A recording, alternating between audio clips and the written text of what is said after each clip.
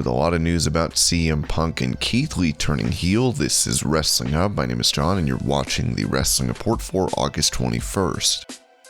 Before we get into the rest of the video, make sure you subscribe to Wrestling Hub and turn on all notifications to stay up to date with everything in the world of pro wrestling.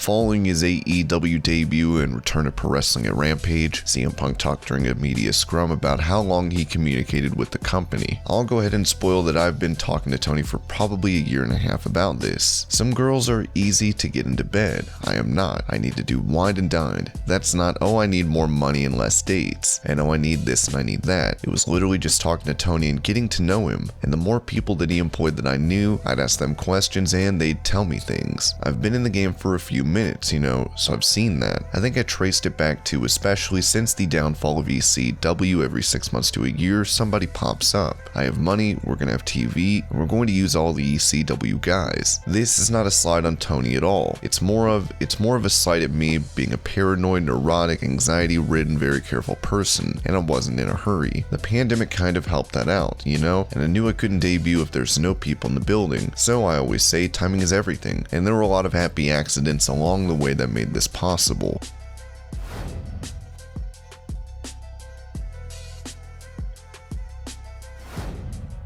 With many fans having anticipated his AEW debut, CM Punk also touched on his appearance being the worst kept secret by design. So again, now this kind of goes back to one of the appealing things about AEW for me, and it's a bit of a bummer of a topic. Brody Lee passes away, right? Come to find out that he was sick, but nobody knew. Nobody said anything to anybody because they knew Brody, they loved Brody. So seeing that, I was like, there's something about that, if that wasn't anywhere else, it'd be all over the internet. His poor wife would have to be dealing with that on top of already dealing with this tragic event. We also don't want to beat you over the head with it and lie. I didn't have them construct some Fugazi pipe and drape and drive me into the United Center and hide me from everybody. I walked in here like a human being. I was like, hey everybody, meeting people, walking through the hallway, because I just think these people, again, nobody's back here standing on their own dick. Everybody's getting out of their own way. Just let stuff happen and having fun. Behind the camera and in front of the camera, people just having fun. And they just want to be a part of it.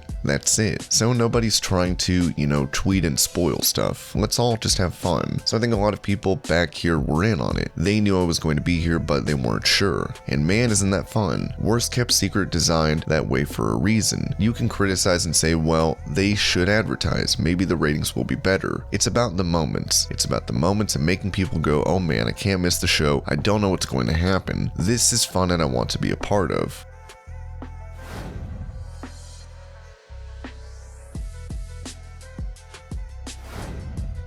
Contrasting his previous WWE return to his AEW debut, CM Punk would also note, this felt more organic. Everything I ever did prior to being here felt like a fight, and it kind of squeezed the life out of some stuff. This was a joyful moment that was it didn't need to get overproduced. It didn't need everybody's input. It needed a few select people's input and just an understanding that it's pro wrestling, You don't need to slick it up and lacquer it, shine it up too much. It needed to be real, so to compare the two moments, this one did not feel like a job. When it comes to him wrestling, Punk is already slated to face Darby Allin at the All Out pay-per-view September 5th, but before that he will be making an appearance on next week's episode of Dynamite.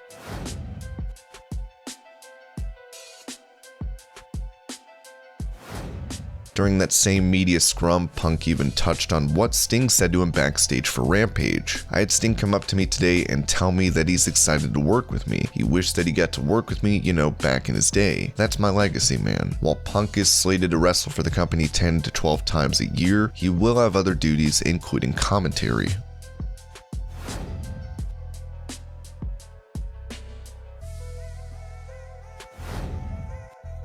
Following his AEW debut, Punk also mentioned if he had any issues with anyone in the company locker room. As he stated, I don't have a single problem with anybody that was here tonight. I don't think I need to do the gossipy stuff because it's a pretty positive night, and there's no reason to be down or negative. One person on the AEW roster Punk has had issues with in the past is Colt Cabana, which had to do with payment over a lawsuit involving WWE.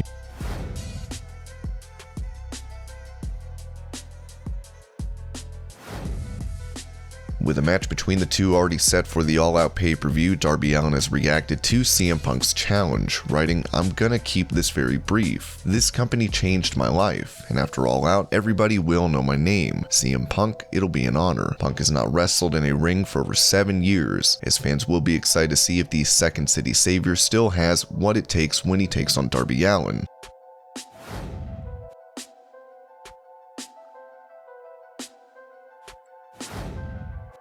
When it comes to his AEW contract, Fightful has noted that CM Punk's deal came together in a hurry, writing, "At that time, there were discussions regarding a multi-year contract with Punk to return, with Punk's side being open to accepting that. We're told the talks started well before that, June at the latest. As of the week prior to us reporting, the two were in talks. We had been told of plans for a late August return."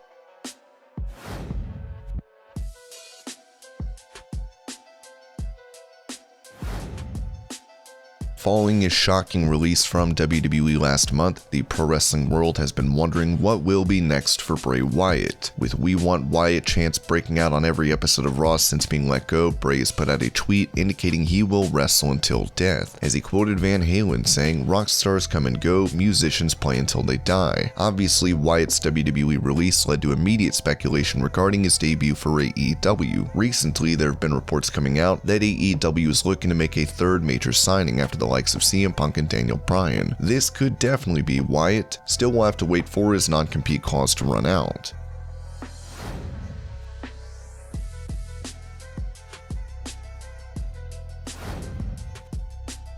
Now that Keith Lee is back wrestling in WWE, many fans have noticed that he has been off programming recently. He could last be seen wrestling a dark match before SmackDown with a local talent. The biggest takeaway from this bout was seeing Lee wrestle as a heel. This could be why he's been recently absent from TV, as the company figures out a way to get his new heel persona back on programming.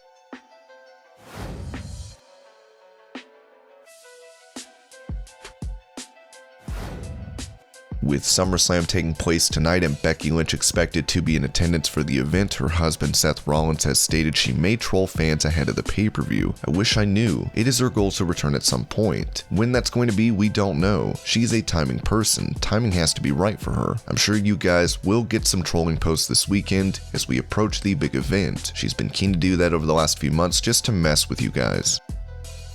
And this was your Pro Wrestling News Update. I hope you're all having a great day. Thank you so much for watching, and I'll see you later.